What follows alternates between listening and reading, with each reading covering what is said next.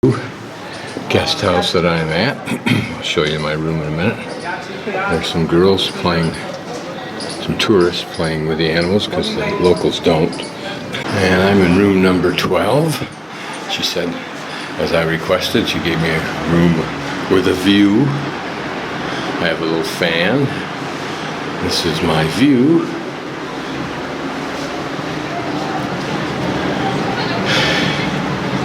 That's the clock tower I just walked up from. You see it right in the center.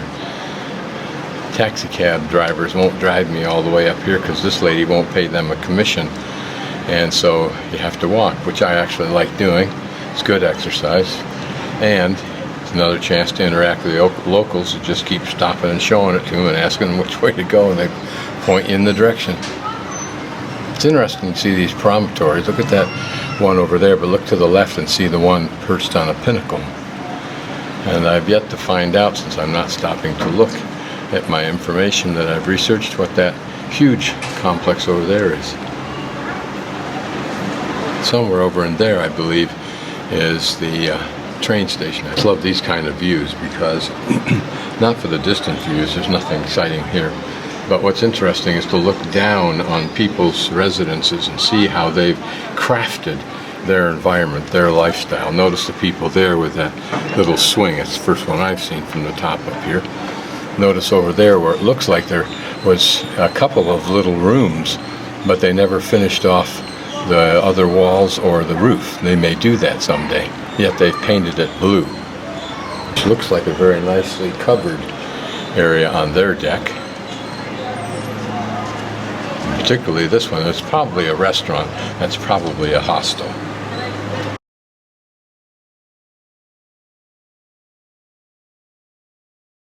This is the port side entrance to Sadar Market.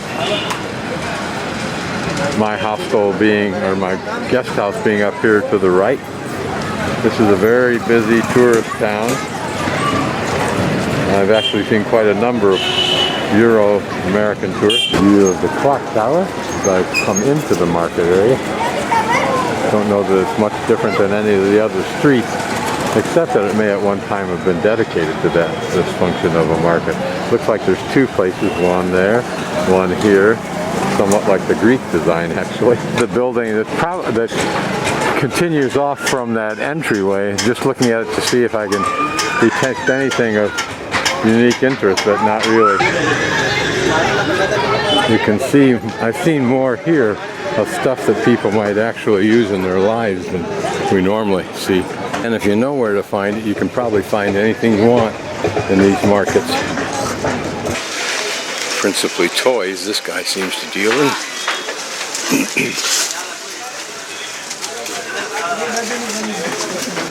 Notice this woman is a caste person. Analogous to those streets in the big cities that I've been, including Delhi, where these guys sell to the small shops who then break up the bulk packages into what their customers want to buy. Smelling the chili ball, though I smelled something just a few moments ago which was very nice, just prompted me to smell that. These are barrettes for women's hair, of the swap meet kind of stuff. You look for something that interests you.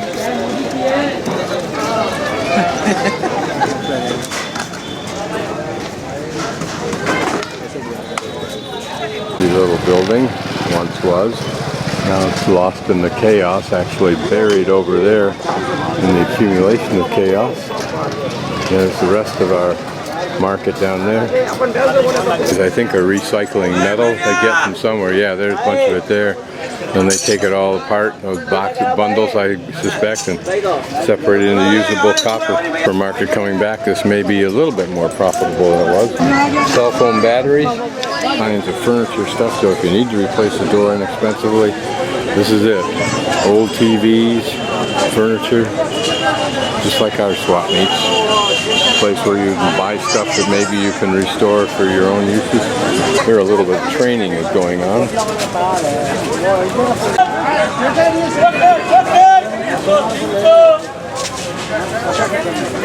They'll need those skills to survive on these streets. Swap meets like this, looking at the old stuff just to remind me of what was past. Like all of these patch cords that probably have almost zero use anymore, but those things are useful. Roller skates, I don't think there's enough flat streets in this town to use such a thing. Here, cooking stuff, it looks like bulk chilies. They must be in vogue around here. And some other bulk stuff, foods. Fine palmoline, maybe that's palm oil. Don't know what this is, but when you cook it, all the fly crap will get killed. It just stays well dressed because there's such a huge quantity of excess clothing here. I see it all over Asia.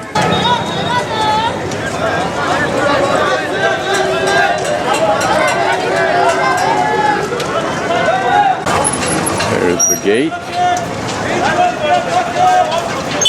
and the fort and the tower and the market. And a police officer. They're pretty little, once was a pretty little tower. Apparently those little white onion towers represent the four corners in this market complex. The fabric section where you can buy bulk fabric like that, or this for covering patios. Same thing with that, probably big tarps there. Will make up whatever you need with a sewing machine. Killer kitchen that probably provides food for the folks that work here as well as those of us who wander through.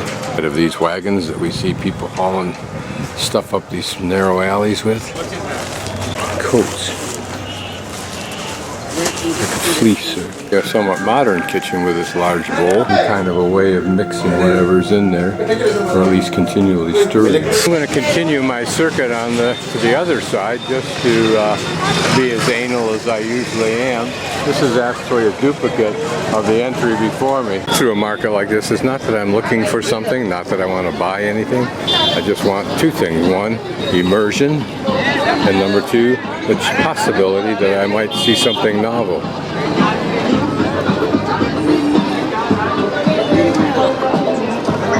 Surprised that where you have a shop filled with raw material that you would have a man and sewing machines here to make whatever you'd like. You have all kinds of what look like bracelets. You see lots of them.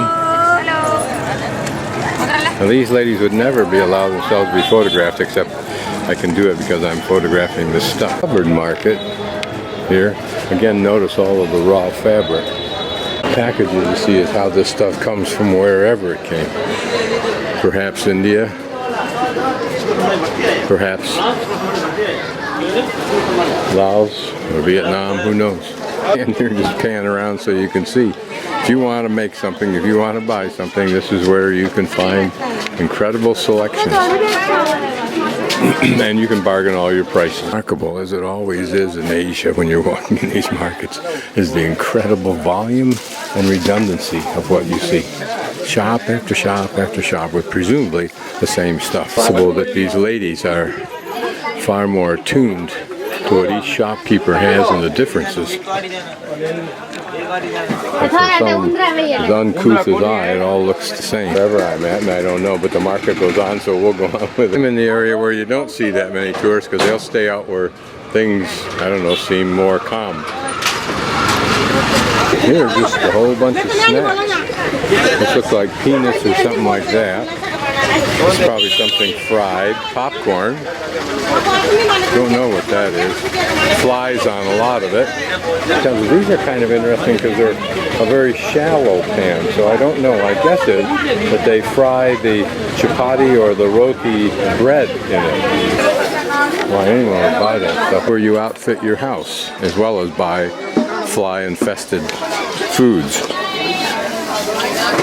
I wonder what these things are. Those are noodles there. There's a different kind of noodle there and here. But what this is looks like string rice noodles, but it may be something totally Indian. Something like the licorice candy we sometimes get from restaurants. This is the candy section here. It looks like rye crisp that you give to little babies to chew on so their teeth will come in well. And you can buy these individually or in bulk out on the street. Is going on here for some looks like yarn in bulk.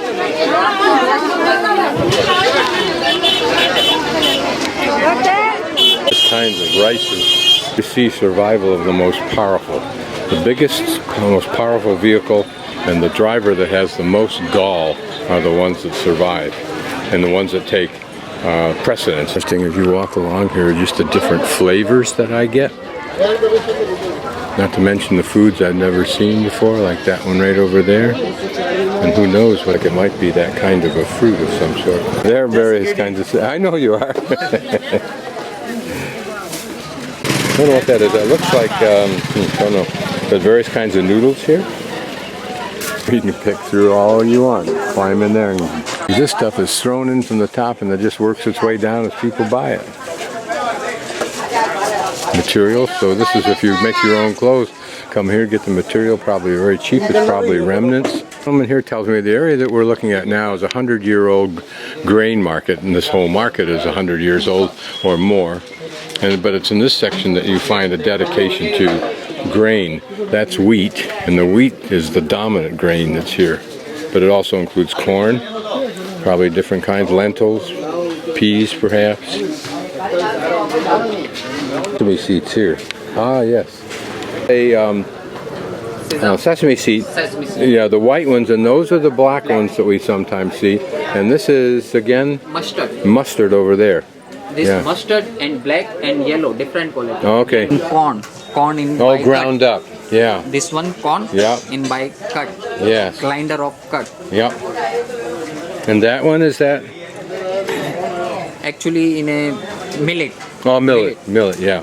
The grain that we're seeing here, and that I'll see as I walk through the market, is grown within about 40 kilometers of Jodhpur. Foods we see like chapati, this kind of thing is what they're made out of. And second used by bird. Buy these grains from this gentleman here, and then they just go across the street and this man grinds it up. Yeah. A little bit better insight into the wheat market and grain market. This is a long grain. And again, this is bulk sales here. What I look for is the remnants of old architecture when the place was more beautiful.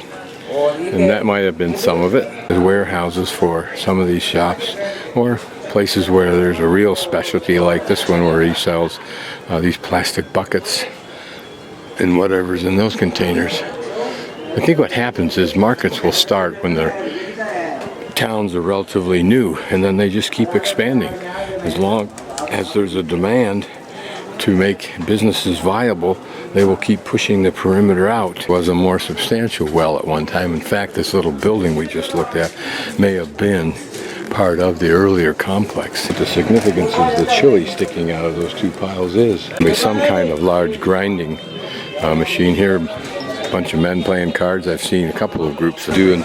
You buy a bag somewhere and they powder it up for you. Might have been once an outstanding building. Fortunately, it was made of stone, so it's not going anywhere yet. I'm very much in the bulk industrial section. An older machine.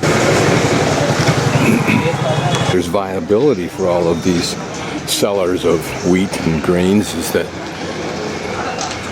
one, labor is so inexpensive, their cost isn't that great, I don't imagine, and the basis for their bargaining economic competition system. We do the same thing, but in a far more direct manner. For example, anyone who goes to a department store is buying clothes. Oftentimes it could be bought at Walmart for quite a discount, and they're the exact same dress or shirt. Here we go. With his long hair, he looks like he ought to be a movie character actor.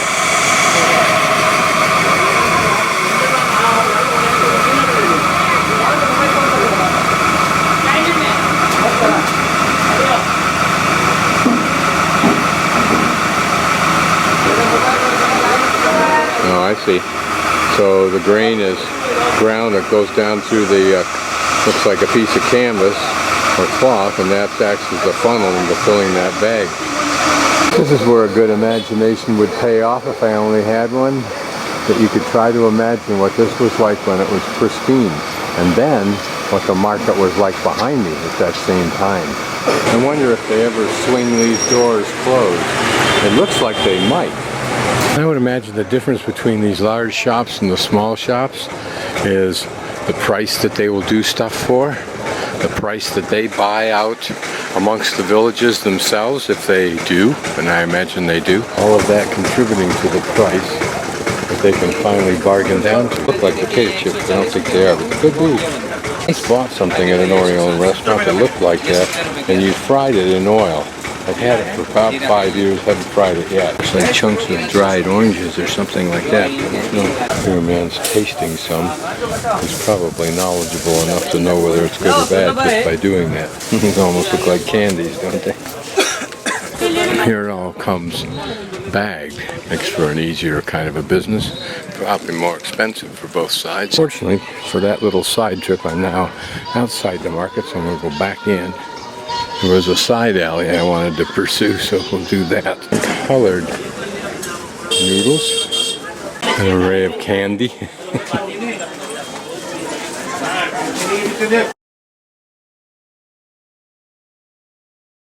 The alley I wanted to walk down, so we will see what we can see. Again, overwhelming redundancy. It's looking like a classic old shop. Probably been here for a long time. Looks like a place where the average housewife can buy a smaller quantity of something that she wants. Guess is looking at these bins that these people are all well established. Been here for a long time, that this may well be the part of the market for these kind of. Here a shop that sells the various instruments that women would use to work with some of these products or with things in the home. These are for stirring stuff. You can see it like butter and that sort of thing. Ladles. Paddles over there. Looks like the man is just selling some kind of grass. There he's keeping them moist. And specializing in tubers, potatoes, onions, garlic. And probably holds specialty items too. I think we just exited the market to a main market street alongside that market. So we're a block, a major, good-sized block away from the tourist main market. Again, you can see shops. You know where to get what you want.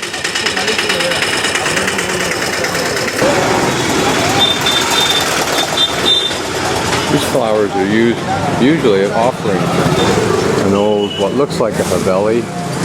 Very little detail left. Bed comforters. Here, the seller of sewing machines. Remember, labor is cheap, both yours and everybody else's. So getting a machine may allow you to have everything you need done, and start your own little business. This is an electrical shop. See the cable up on top, so if you know where to go, you can find the wires that you need, plus electronic things like this. Down there you see still another gate coming into one area. You see still another shop. You just have to wonder, how do they do it? Like it's just a general merchandise store, but different one. It's a three-wheeler. Mirrors and locks. A couple more older havelis. Simpler designs than what we saw in Jodhpur. Down the section for selling all of these kind of wares. Several such shops. I'm not completely, totally lost, because I can still see the sky. We'll turn right and go down this way. In here it's nice and quiet. This is a store, and then interesting, sells all kinds of decorative things like dried flower type lookalikes. Might be for home celebrations or weddings. There's a little chunk of old architecture you can make out. Butchered. This kind of haveli architecture gives us an idea of what this might have been like in a more sedate period of the 1800s. Much quieter, away from the chaos. Here they have painted it all, which is unfortunate, but at least it's still there. They haven't stripped it off. Here an older haveli.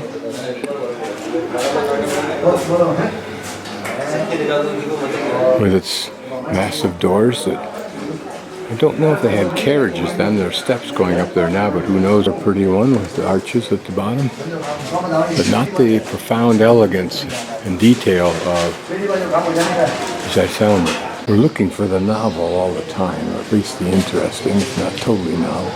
This is a very beautiful entry. It once was. Even the remnant of color and so forth is still there. Must have been very dramatic in its day. Here we're at an intersection. Again, I don't know what it is, but what remains, this was some kind of valley, what remains is this part of the building, and it sits at kind of a weird corner, so it's got a strange dimension, but it could have been quite beautiful in its day, in this prominent place.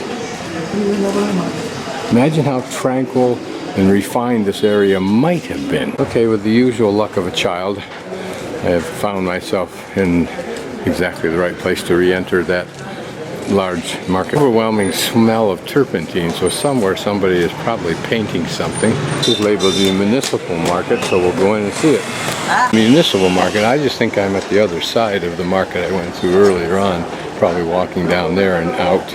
So I'm circumventing that now. I'm not circumventing, circumnavigating it. Obviously a dealer in oil. One of the things about their food is a tremendous amount of oil involved. Somebody had some kind of dream. So this is the scale that the man uses to weigh out whatever it is he's selling.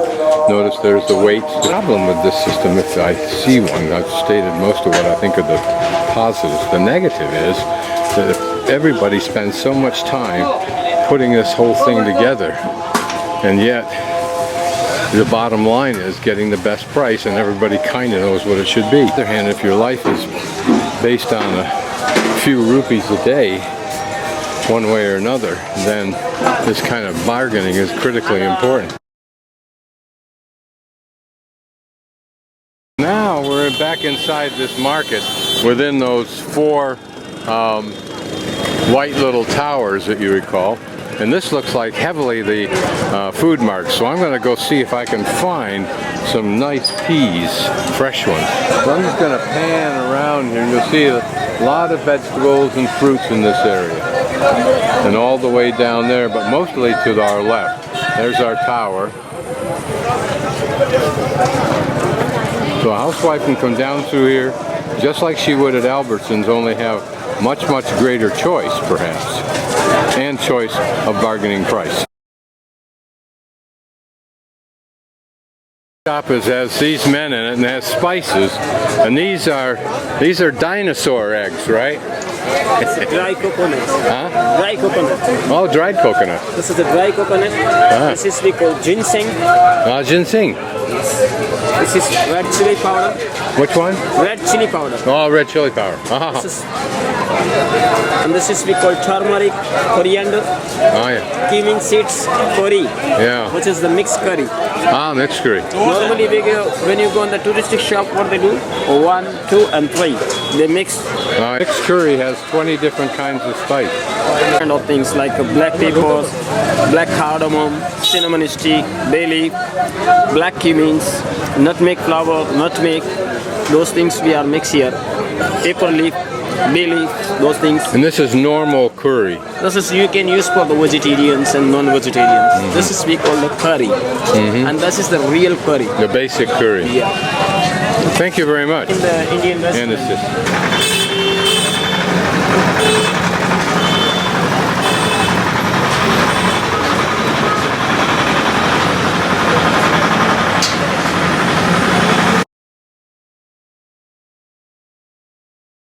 Here's a bamboo pole vendors. Now it may not seem like much, but it's kind of like a lumber yard, because with those poles they make everything.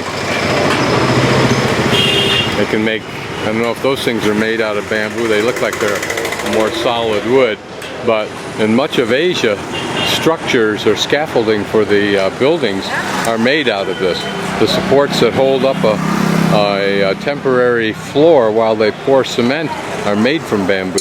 This is interesting. A tall building, obviously new, or at least very well re-stuccoed on the outside with what looks like a Haveli facing. We'll see that in a moment. You can see that those doors are cheaply made, and the detail is not as fine as we've seen, but it certainly appears that you could buy all of these elements if you didn't mind the cost of shipping. An older building on my way up to the hostel, but it's not the old style, or at least it's just a simple allusion to it. These are interesting. I don't know that they're authentic.